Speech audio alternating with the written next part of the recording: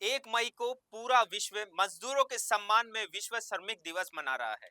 लेकिन भारत में आज का दिन दो राज्यों के उदय का दिन है। देश में आज गुजरात और महाराष्ट्र दिवस भी मनाया जा रहा है। नमस्कार, मैं हूं मनिंदर प्रताप सिंह। 1 मई 1960 को बॉम्बे पुनर्गठन अधिनियम 1960 के तहत बॉम्बे राज्य को दो प्रदेशों में बांटकर महाराष्ट्र और गुजरात बना था। उस दिन से लेकर आज तक 1 मई को महाराष्ट्र दिवस मनाते आ रहे हैं। दरअसल भारत की आजादी के समय गुजरात और महाराष्ट्र बॉम्बे प्रदेश का हिस्सा थे। महाराष्ट्र के गठन की ऐतिहासिक पृष्ठभूमि भारत की स्वतंत्रता के बाद राज्यों के भाषाई पुनर्गठन में निहित है। बॉम्बे, जिसमें मराठी, गुजराती, कोंकणी और कच्छी भाषी शामिल थे, इनको भाषाई असमानताओं के कारण चुनौतियों का सामना करना पड़ा, जिससे भाषाई आधार पर राज्य के दर्जे के लिए आंदोलन हुआ। 1956 के राज्य मान्यता अधिनियम ने बॉम्बे को एक बहुभाषी राज्य के रूप में स्वीकार किया। हालांकि भाषाई विविधता के कारण गड़बड़ी और जटिलताएं पैदा हुई। संयुक्त महाराष्ट्र आंदोलन और महाराष्ट्र गुजरात आंदोलन जैसे आंदोलन भी हुए, जिनमें मराठी और गुजराती भाषाई के लिए बॉम्बे को अलग अलग राज्यों में विभाजित करने की मांग की गई। इन आंदोलन की परिणति 1 मई 1960 को महाराष्ट्र और गुजरात के गठन के रूप में हुई। एक दिन न केवल राज्य की राजनीति उपलब्धियों का प्रतीक है, बल्कि उसकी समृद्ध सांस्कृतिक विरासत का भी उत्सव है। इस अवसर पर पारंपरिक मराठी गहनों का महत्व और भी बढ़ जाता है, जो महाराष्ट्र की सांस्कृतिक पहचान का अभिन्न हिस्सा है। दरअसल महाराष्ट्र और गुजराती भाषी लोग अपने अपने अलग राज्य की मांग कर रहे थे। इसके लिए राज्य भर में आंदोलन हुए।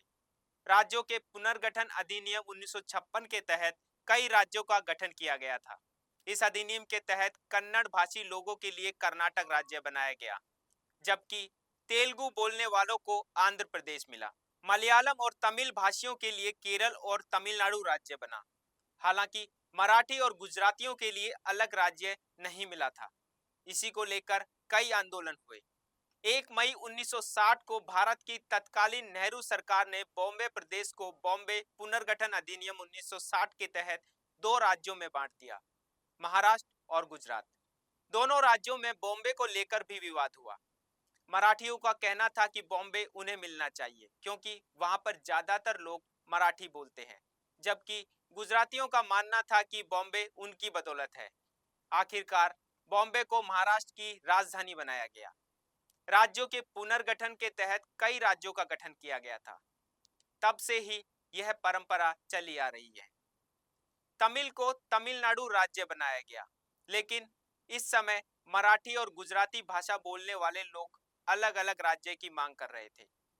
बॉम्बे पुनर्गठन के दौरान अधिनियम 1960 महाराष्ट्र और गुजरात राज्य को दो राज्यों में विभाजित करने वाला कानून बना। दोनों राज्यों में बॉम्बे को लेकर भी अब तक विवाद जारी है। मराठा में आचार्य अत्रे के विस्फोटक अग्रलेखों से उत्तेजित होकर संयुक्त महाराष्ट्र समिति और संयुक्त महाराष्ट्र परिषद के ध्वज तले लाखों की संख्या में किसानों, कामगारों, विद्यार्थियों और सामान्य जन ने बंबई सहित मराठी भाषी क्षेत्रों के सम्मिलित प्रांत के लिए आंदोलन छेड़ दिया। संयुक्त महाराष्ट्र समिति की स्थापना 6 फरवरी 1956 को पुणे के केशव राव जेदे के नेतृत्व में की गई थी।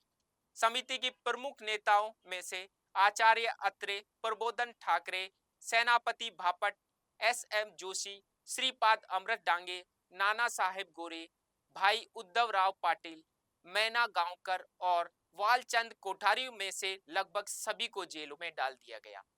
मुंबई के फ्लोरा फाउंटेन सहित प्रांत के कई हिस्सों में गोलियां चलने से करीब 107 लोगों की प्राणों की आहुति हो गई।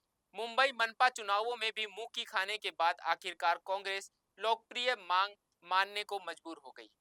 लाचार होकर केंद्र को मोरारजी देसाई से, जो बंबई को महाराष्ट्र का अंग बनाने को सख्त खिलाफ थे, इस्तीफा लेना पड़ा।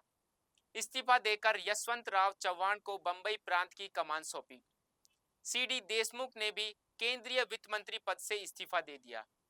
4 दिसंबर 1959 को द्विभाषी प्रांत के निर्णय को निरस्त कर दिया गया।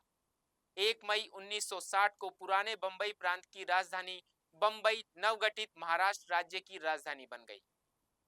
यशवंतराव चौहान ने इसके पहले मुख्यमंत्री के रूप में शपथ ली। उधर महागुजरात आंदोलन के फलस्वरूप गुजराती भाषा अलग प्रांत हो गया। गुजरात राज्य में मुख्यमंत्री के रूप में कमान संभाली डॉक्टर जीवराव मेहता ने। 1 मई 1960 को कोंकण, मराठवाड़ा, पश्चिमी महाराष्ट्र, दक्षिणी महाराष्ट्र, उत्तर महाराष्ट्र, खानदेश तथा विदर्भ संभागों को जोड़कर महाराष्ट्र राज्य की स्थापना की गई। इनमें मूल बंबई प्रांत में शामिल दमन और गोवा के बीच का जिला हैदराबाद के निजाम की रियासत के 5 व मध्य प्रांत के दक्षिण के 8 जिले तथा आसपास की कई छोटी रियासतें शामिल थी। राज्य पुनर्गठन के कारण बेलगांव व कारवार सहित एक बड़ा मराठी भाषी क्षेत्र कर्नाटक में रह गया। महाराष्ट्र दिवस भाषाई और सांस्कृतिक अधिकारों के लिए इस कठिन संघर्ष की जीत का जश्न है। यह उन अनगिनत लोगों के बलिदान के सम्मान का दिन है जिन्होंने महाराष्ट्र के गठन के लिए अपने प्राणों की आहुति दी। संयुक्त महाराष्ट्र समिति के नेताओं से लेकर शांतिपूर्ण विरोध प्रदर्शन में भाग लेने वाले आम नागरिकों तक महाराष्ट्र दिवस पर अपनी अटूट प्रतिबद्धता लचीलेपन के कारण आज भी सम्मान के भाव में है।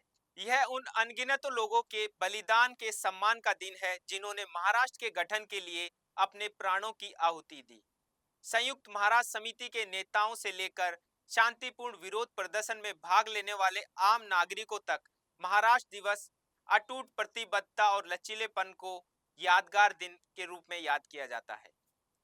महाराष्ट्र पश्चिम में अरब सागर, दक्षिण में कर्नाटक, दक्षिण पूर्व में आंध्र प्रदेश और गोवा, उत्तर पश्चिम में गुजरात और उत्तर में मध्य प्रदेश से घिरा हुआ महाराष्ट्र है।